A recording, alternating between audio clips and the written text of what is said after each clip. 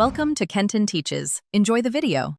In this video, I will explain how to make salmon rice.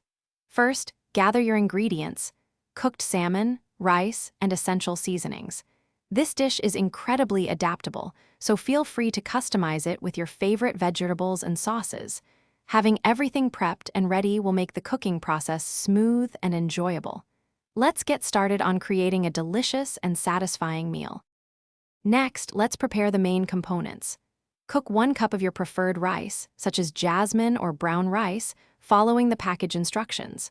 While the rice cooks, take about 8 ounces of cooked salmon and gently flake it into smaller, bite-sized pieces. Season the salmon lightly with a pinch of salt and pepper to enhance its natural flavor. Using leftover salmon makes this step even faster. Now it's time to bring everything together. In a medium-sized bowl, combine your warm, freshly cooked rice with the flaked salmon. Drizzle in about 2 tablespoons of soy sauce for that essential savory, umami flavor. For a creamy texture and a hint of spice, add 1 tablespoon of sriracha mayo. Gently stir all the ingredients together until they are thoroughly combined and evenly coated. This ensures every bite is flavorful. To complete your delicious salmon rice bowl, add some fresh toppings. Arrange slices of creamy avocado and crisp cucumber over the salmon and rice mixture.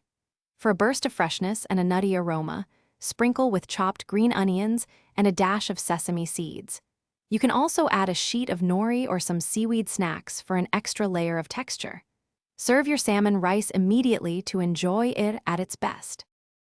Thanks for watching. Please subscribe if this video was helpful.